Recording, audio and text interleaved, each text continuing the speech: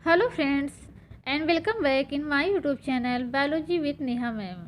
Friends, video में हम PGT के बारे में बात करेंगे। पीजीटी यानी कि पोस्ट ग्रेजुएट टीचर।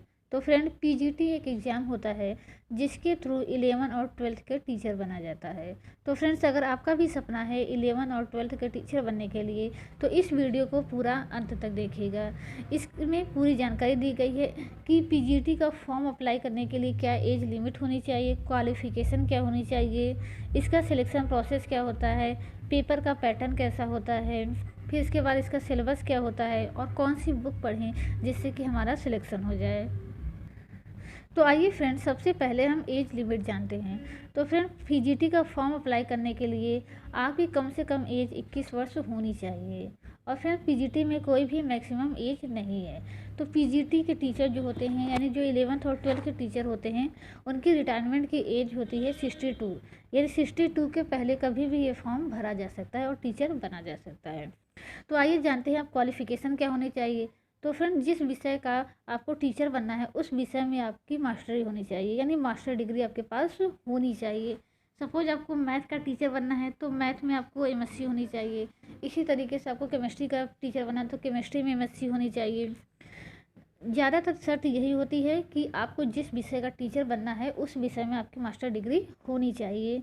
लेकिन कहीं कहीं पर क्या होता है कि जैसे कि हिंदी है, अगर हिंदी में आपको हिंदी का टीचर बनना है तो हिंदी में आपको एमए तो होना चाहिए। इसके साथ साथ आपकी जो आपने बीए किया है उसमें संस्कृत होना चाहिए।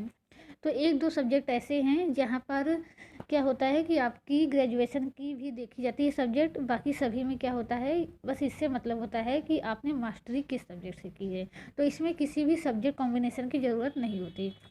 आपको जिस विषय का टीचर बनना है उस विषय में आपके पास एमआई होना चाहिए, एमएससी होना चाहिए या एमकॉम होना चाहिए। तो इस तरीके से आप अलग अलग सब्जेक्ट की अलग अलग क्वालिफ़िकेशन देख सकते हैं कि क्या क्या क्वालिफ़िकेशन आपके पास होनी चाहिए। तो इस तरीके से सभी विषय की आप यहाँ पर क्वालिफ़िकेशन देख सकते हैं।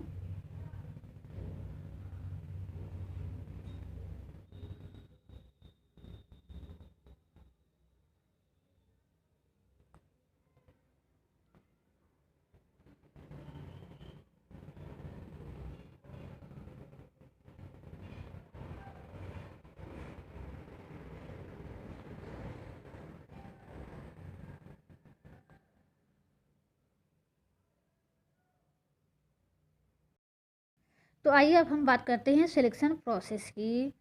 तो फ्रेंड, इसका सिलेक्शन प्रोसेस के लिए क्या होता है, इसमें एक लिखित परीक्षा होती है। फिर उसके बाद लिखित परीक्षा में कैंडिडेट क्या होते हैं, इंटरव्यू के लिए शॉर्ट लिस्टेड होते हैं।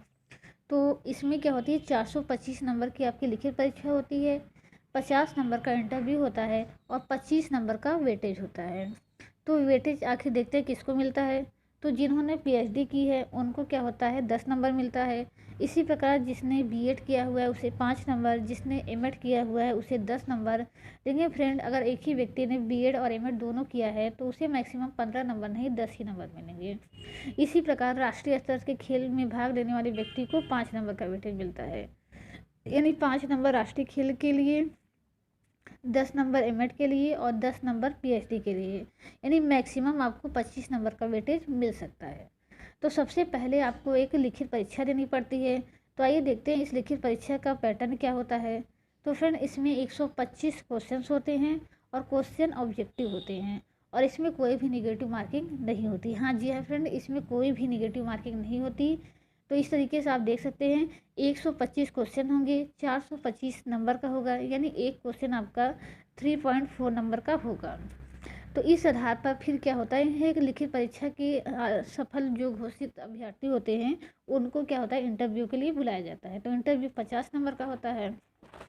तो 50 में फिर उनको जितने भी मिलते हैं 30 से 50 के बीच सबको नंबर दिए जाते हैं, कुछ को इससे कम भी दिए जाते हैं। तो फिर आपके लिखित परीक्षा, इंटरव्यू का नंबर प्लस वेटेज का नंबर, ये सब मिला करके आपकी फाइनल मेरिट जारी की जाती है।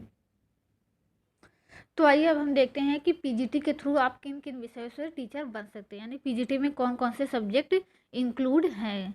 तो आप यहाँ पर क्या है, डिफरेंट विषय के सिलेबस देख सकते हैं इनमें से आपका जो भी सिलेबस हो उसका आप स्क्रीनशॉट ले लीजिए और उसको आराम से फिर एनालाइज कीजिएगा। फ्रेंड्स, सब किसी भी एग्ज़ाम की तैयारी करने के लिए सबसे पहला स्टेप ये होता है कि उस एग्ज़ाम के बारे में हमें अच्छे से पता हो कि उस एग्ज़ाम का एग्ज़ाम पैटर्न क्या होता है, सिलेक्शन प्रोसेस क्या होता है और सबसे मेन चीज़ कि उसका सिलेबस क्या होता है। तो आपका जो भी विषय है उसका आप सिलेबस को अच्छे से पढ़िए, अच्छे से समझिए, क्योंकि आपने मास्टरी कर रखी है तो इस सिलेबस देखने के बाद ही आपको समझ में आ जाना चाहिए कि ये टॉपिक आपको किन किन बुक से तैयार हो जाएंगे। तो फ्रेंड, जैसे कि मैंने बायोलॉजी से एमएससी किया हुआ था, सॉरी जूलॉजी से एमएससी किया हुआ था और मैंने इसी साल ये एग्ज़ाम क्वालिफाई किया है। तो आप में से जो भी बायोलॉजी के स्टूडेंट है वो कोई भी उनकी क्वेरी हो तो वो मुझसे पर्सनली पूछ सकते हैं। तो फ्रेंड, इस तरीके से आप अपना पूरा सिलेबस अच्छे से देखिए और पढ़िए ताकि इस बार जो वैकेंसी आए उसमें आप अपनी एक सीट पक्की कर सकें।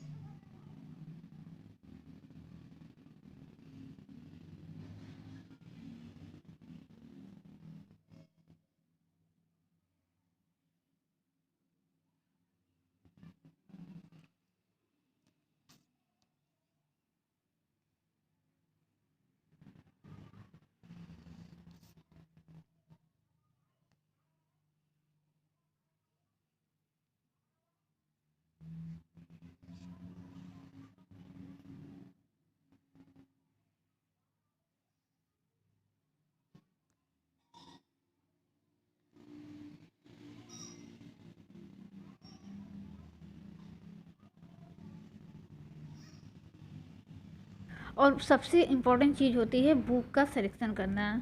तो अगर जिन्होंने भी बायोलॉजी से तैयारी कर रहे हैं तो वो मेरे चैनल पे पहले से ही एक बुक पढ़ी है कि टीजीटी पीजीटी में कौन सी बुक पढ़ें बायोलॉजी के लिए। तो फ्रेंड्स, अगर वो वीडियो अभी तक आपने नहीं देखी है तो उस वीडियो का लिंक मैंने डिस्क्रिप्शन बॉक्स में दे दिया है, उस वीडियो को आप देख लीजिएगा। और फ्रेंड्स, इस वीडियो को पूरा देखने के लिए आपका बहुत बहुत धन्यवाद। अगर अभी भी आपकी कोई क्वेरी बच गई है तो आप कमेंट करके पूछ सकते हैं। Thank you so much.